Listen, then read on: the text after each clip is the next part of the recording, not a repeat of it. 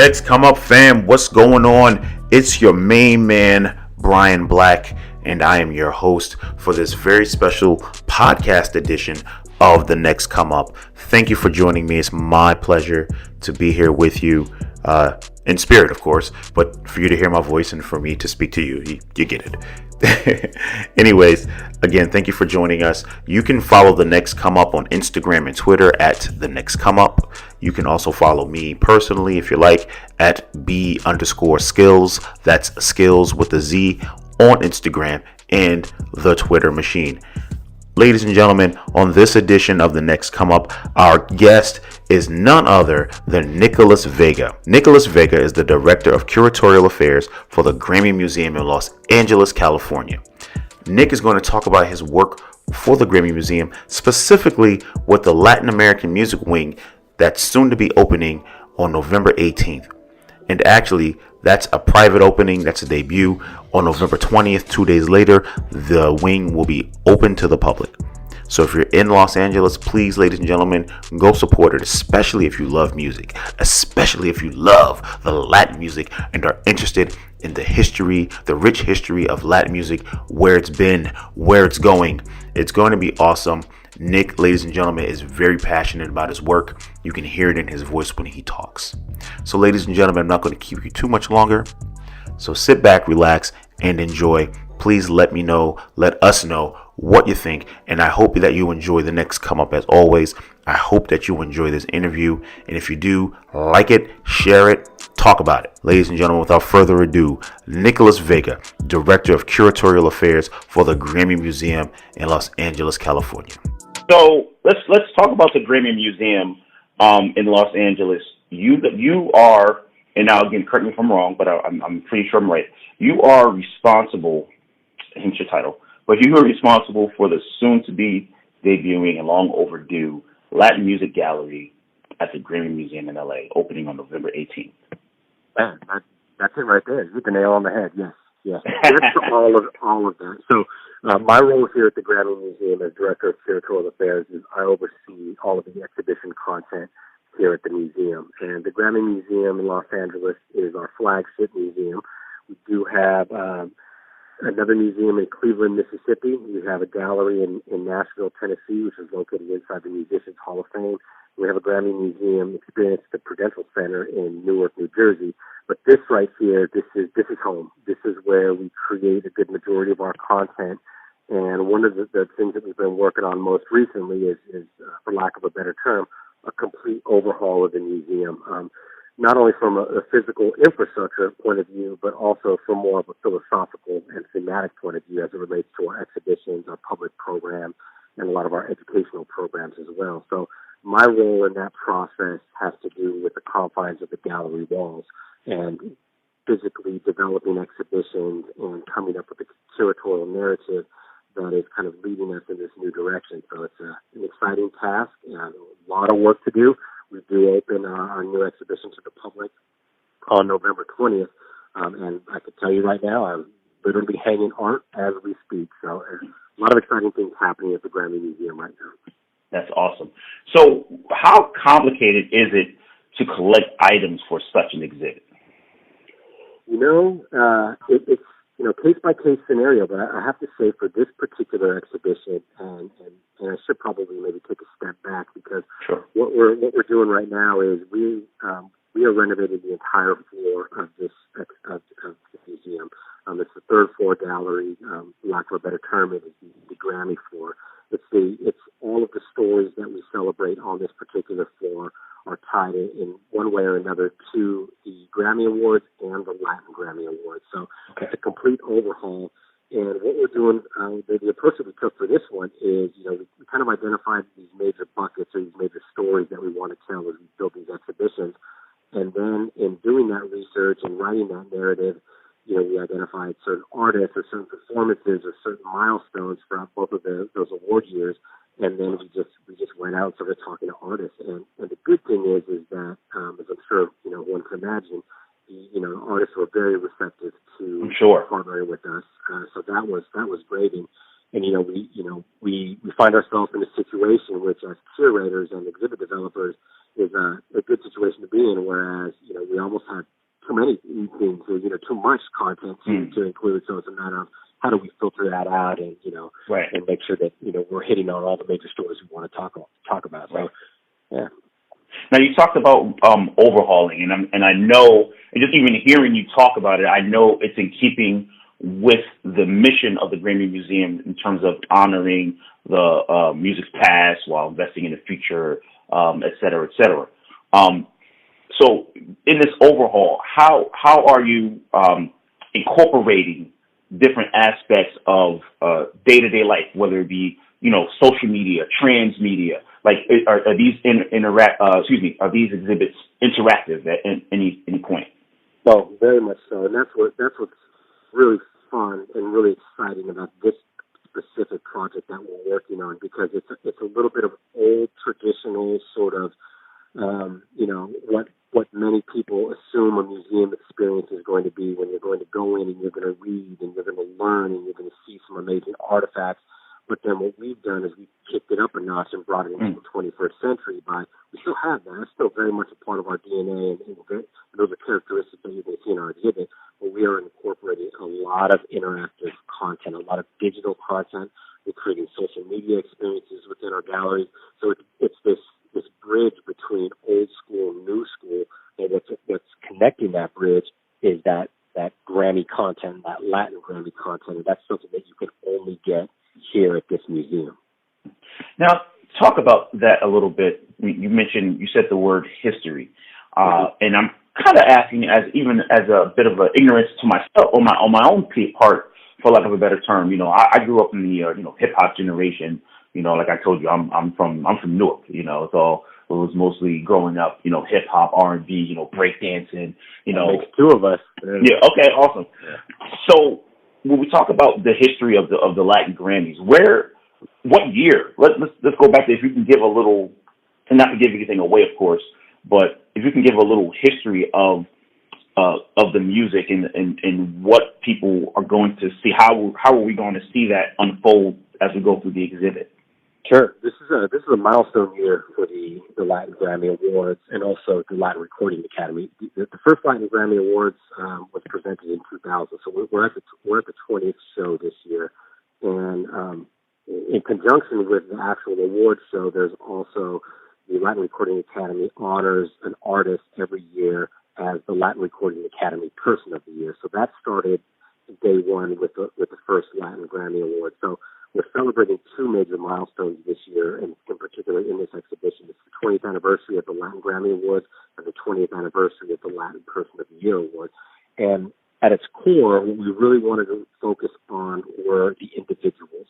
And we wanted to focus on, the process and the cultural sort of depth that these artists bring when they're creating music, and then that translates to, the accolade that they've received via the Latin Grammy Awards. So our biggest thing was, and my thing in particular as a curator, as the chief curator on this project, was making sure that we're telling a story that kind of goes outside of the norm, in that this isn't just a chronological experience where you're going to walk into this gallery and you're going to see what happened in 2000 and what happened in 2001 and et cetera, right. et cetera. You're going to learn about, how Emilio Estefan Jr. was the first, Person of the Year honoree in 2000, and this year Juanes is honored. But what we really wanted to do was, look at, some sort of nuggets, if you will, or some iconic moments for both of those shows and the award, the Person of the Year award ceremonies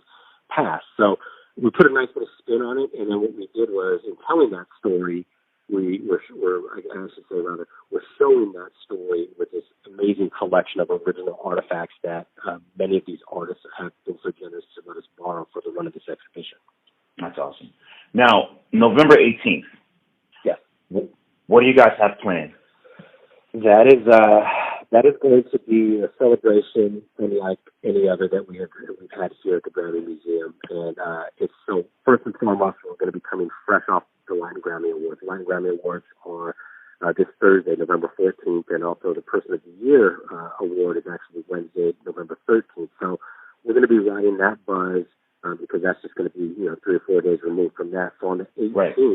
what we're going to do is it's essentially an all-day celebration, sort of kind of opening this floor and this exhibition in particular. It's going to start off in the morning with some educational programming, which we're really excited about. And that will then segue into a formal ribbon-cutting ceremony, kind of a sneak peek sort of insight into what we've been working on, which will then be followed by an amazing program. There are two artists in particular that are going to be performing. Is Raquel Sophia is a Latin pop singer, and she's on the up and coming and amazing stuff. If you're not familiar with, I highly recommend checking her out. And then a really cool mariachi group, Flor de Toloache, which is an all-female mariachi group based out of New York. Nice. And they are Latin Grammy winners, nominated this year as well. So it's going to be an amazing night. And then when that's done, the party continues. We're going to be opening up to the public, just to let kind of our local residents here in Los Angeles come on down and party with us. We're going to have DJs and sort of photo pop-up booths, and going to be a full museum takeover. So it's literally a full day of festivities to kick off this inaugural exhibition. That sounds amazing. Now, are there any other bigger? I don't want to say bigger name. I mean no disrespect. Such as and just throwing a name out there like a Jennifer Lopez. These mega stars. I mean, these mega stars like J-Lo or Cardi B. How are they supporting you in this event, whether it be the event or the exhibit itself? I think so. We do have we do have some artists that will be attending, and that's where I kind of have to kind of take a step back because, again, as I said earlier on, my purview is it's galleries. Once we start going into like social events and public programming, I'm somewhat connected to that, but there's a whole other team here at the museum, so I don't know exactly who we have on that VIP list. I do know that there are VIPs coming, but the biggest thing that I can say is, and this is a buzz that is already out there that we're getting positive feedback on already, is that awesome. Now there are artists who want to work with us because we physically have this space. We built about a 3,000 square foot footprint, and it will be the permanent home for Latin music here in Los Angeles. And that's something that hadn't been done before, hadn't been done in the 10-year history that this museum has been around. And there isn't another place here in the city or in this region that will celebrate Latin music on a permanent basis like we are. So now that that's out there, and even though we haven't even technically opened up this first exhibit, I'm getting hit up by artists that want to, extend these conversations and explore some opportunities to see what we can do to celebrate, other artists and maybe take it, maybe change directions. And it's not going to celebrate just the Latin Grammys, which is the first theme of the theme of the first exhibit, but maybe we could start talking about other genres or other artists or other milestones, and because now we have that footprint, whereas we didn't have that up until 6 months ago. We didn't have that. Why do you think it took so long for you to get a space like this, or to make this even happen? I think it was, we're celebrating next month in December.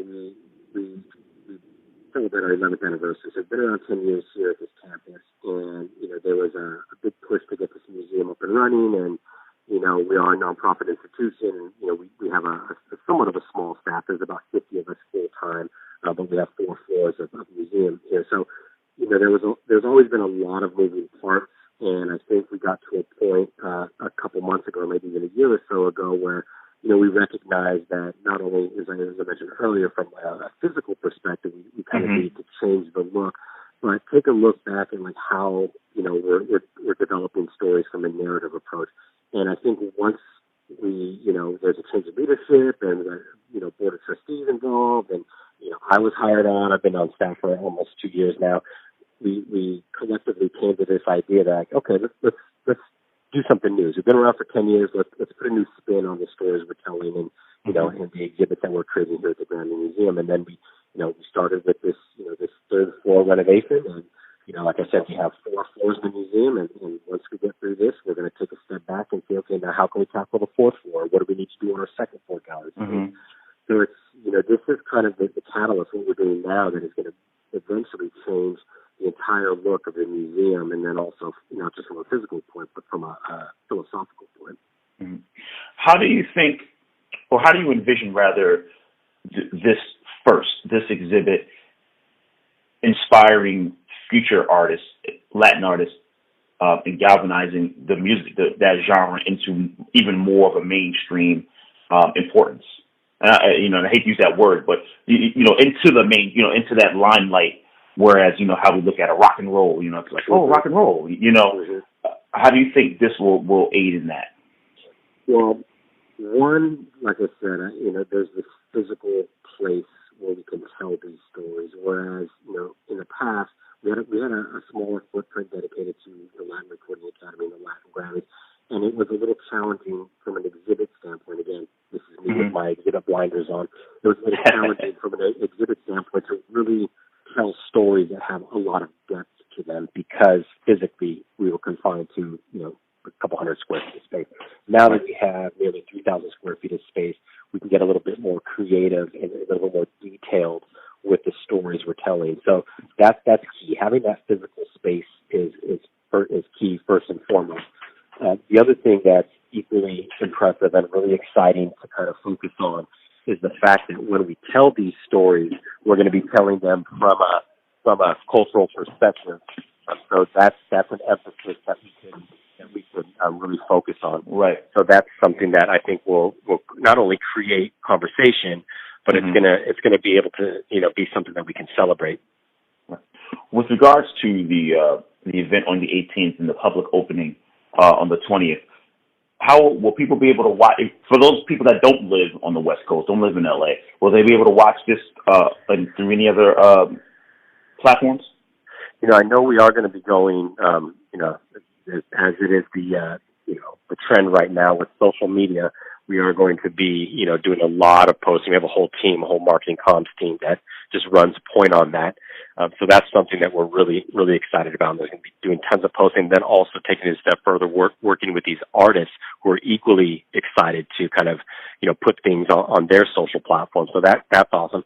I know one of the things that we're working on, or at least that, is part of this whole renovation as it relates to the technical side of the Grammy Museum, is we are now implementing live streaming in our Clive Davis Theater. So I don't know if that's going to be up in time for this exhibition. That's something that we haven't had before, but we do have about a 200-seat capacity theater on site where we do host a number of different programs. And now, taking it again into the 21st century, we will be down the road live streaming these programs that we have here at the Grammy Museum. Awesome. Now, with regards to the exhibit, any plans? What are, if you can talk about it, what are the future plans for expansion to the other locations? Because I told you, I'm right in Newark, so I'm kind of biased. Yeah. So well, we got you. We'll take care of you. Yeah, so that's our plan, and that's one of the things that we're really striving to look at too, is this template, so to speak. Whereas, we can create this amazing content here at the Grammy Museum, and it's great because, yes, this is a tourist destination. We are here in Los Angeles. We're located on the LA Live Staples Center campus, so we do get a lot of traction. But at the end of the day, it's here in LA, so we need to make sure we can get this stuff out on the road. And for this exhibit in particular, there are an insane amount of Latin populations all throughout the United States. It's not just confined to Southern California or the Southwest. We're talking about down South, Midwest, East Coast, everywhere. So this is something that we're very confident in. So that this particular exhibition is something that we could travel, and we would definitely like to do that at some point. Awesome, yeah. Because and I was thinking about that. When I was before I spoke to you, like you said, the Latin population is not just confined to certain areas of the world, but again, living where I'm from in the New York area, I know that will go over very well on this side of the United States. Yeah, that's something, I mean, and what's really interesting about this story in particular, the 20th anniversary of, the Latin Grammy Awards, and what's so true to the Latin Grammy Awards themselves, it's not just, a celebration of one type of music or one particular culture. This is, multicultural. It's a multicultural celebration of not just music, but Latin communities worldwide. And when you go in this exhibition, you see, stories ranging from Juan Luis Guerra, who's of Dominican, ancestry, Juan Gabriel, Mexican iconic singer, also Motley, who's a Los Angeles-based multicultural Latin funk band. I mean, it just shows how diverse Latin music has become and is continuing to evolve. I mean, Flor de Toloache, the mariachi group that I mentioned, has Dominican Mexican singers and Cuban Mexican singers, and it's not just, I think one of the things that we've been really, celebrating is that although the music is being sung and being recorded in Spanish, the origins are completely diverse, and that's something that we're really celebrating in these stories. Right, and there's definite crossover in a lot of different points in time. Of course, yeah. So now before we get out of here, again, I don't want to keep you too much longer, and we appreciate your time. Tell everyone how they can get tickets to the exhibit, how they can go see the exhibit when it opens. Great, yeah, GrammyMuseum.org, our website. We're Grammy Museums on all of our social platforms, and we are open to the public 6 days a week. We'll close on Tuesday. Take that day to kind of make sure that the graphics are looking good and everything's in order. But it's like I said, we're located here at LA Live.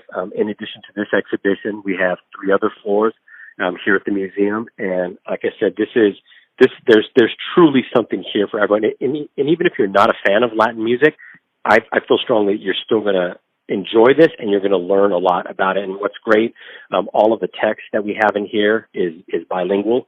We're also going to be introducing some Portuguese gallery guides as well. Mm-hmm. That's another officially recognized language of the Latin Recording Academy.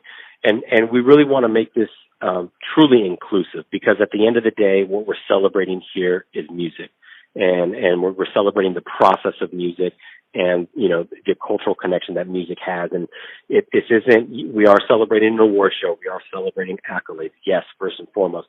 But what we're really doing here is we're celebrating these artists and the deep cultural sort of connections that they have when they make music. And that's something that we're extremely proud of in this exhibition.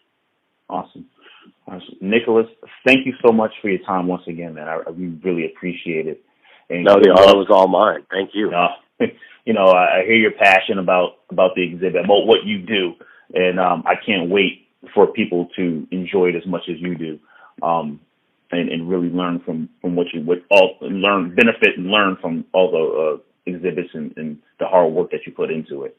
Thank you. We, like I said, we kind of have I don't know if it's an easy job. There's challenges to it, but what's really fortunate is we wouldn't be able to do this without not only the support of the artists and all of their camps and estates and management, but also the support from the community, because these are stories that we found that the community wants to see.